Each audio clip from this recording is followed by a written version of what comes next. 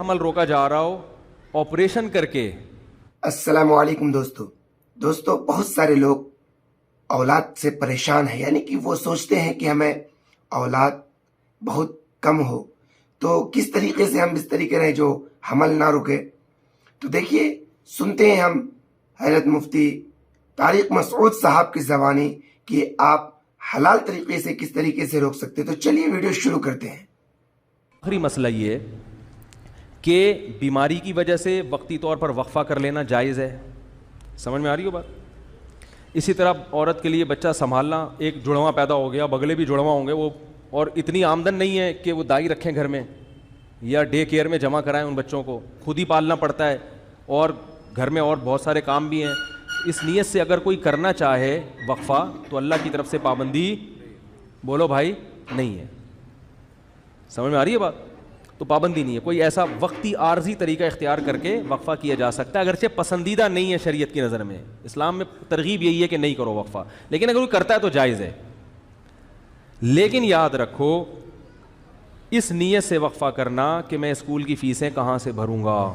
تمام علماء، چاہے دیوبندی ہوں، بریلوی ہوں، اہل حدیث ہوں، چاہے وہ عرب ہوں، چاہے وہ عجم ہوں، اس پہ پوری دنیا کے علماء کا ایک اجلاس ہوا تھا، دلائل سے بحث ہوئی تھی. سب کا متفقہ فتویٰ ہے کہ اس نیت سے کہ میری جیب پہ بوجھ نہ پڑ جائے، اس نیت سے وقفہ کرنا حرام ہے، گناہ کبیرہ ہے، اللہ پہ الزام ہے، اللہ کے عذاب کو دعوت دینے والی بات ہے. اللہ کو غضب آئے گا. جس خدا نے تجھے پلا کے اتنا بڑا کر دیا، تو یہ سمجھتا ہے کہ تیرے باپ کی کیلکولیشن کی وجہ سے تو پلا ہے. اور آج کل یہ اب تو اگلی نسل کو اس لیے روک رہا ہے کہ کھلائے، تو کھلاتا ہے یا میں کھلاتا ہوں.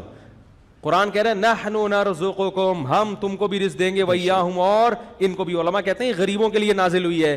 اللہ نے پہلے ذکر کیا کہ تم کو بھی دیں گے، کیونکہ غریب کو ڈر ہوتا ہے میری روٹی نہ چھین لے بچہ، تو اللہ فرماتا ہے تجھے بھی ملے گا اس کی برکت سے، اور اس کو تو ملے گا ہی.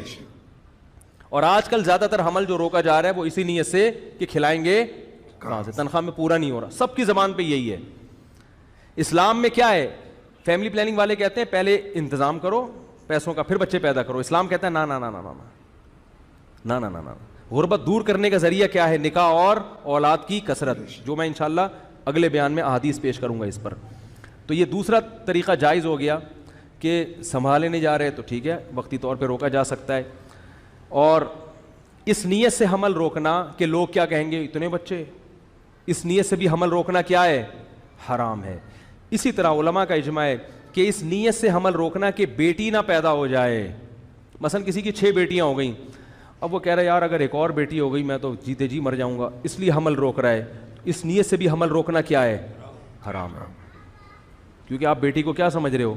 منحوس. اسلام میں یہ منحوس نہیں ہے. بیٹی کے خوف سے اگر حمل روک رہے ہو حرام. اور بہت سے لوگ اس لیے روک رہے ہیں کہ یار ایک بیٹا مل گیا، اب ہمیں ایسا نہ ہو بیٹی پیدا ہو جائے تو اللہ کا عذاب آئے گا. بھائی اس دنیا میں اللہ برکت چھین لیتا ہے. اور ایک آخری بات یہ کہ کسی بھی وجہ سے حمل روکا جا رہا ہو، آپریشن کر کے عورت کی بچہ دانی نکال دینا یا مرد کے لیے نس بندی کر لینا، تمام علماء کے نزدیک حرام. یہ آخری مسئلہ بیان کر کے بیان ختم. ہم لوگوں کے معاشرے میں سب سے زیادہ یہی چل رہی ہے کہ بھائی اتنے بچے ہو گئے، کیسے کھلائے گا، کیسے پڑھائے گا. اور پیسے کے لالچ میں لوگ اسپتال میں جا کر نس بندی کروا لیتے ہیں اور بچہ دانی نکلوا لیتے ہیں. یہ سب چیزیں اسلام میں کیا؟ حرام ہے. اس لیے ہم سب کو ان تمام چیزوں پر بچنا چاہیے. اللہ ہم سب کو عمل کی توفیق عطا فرمائے. آمین یا رب العالمین.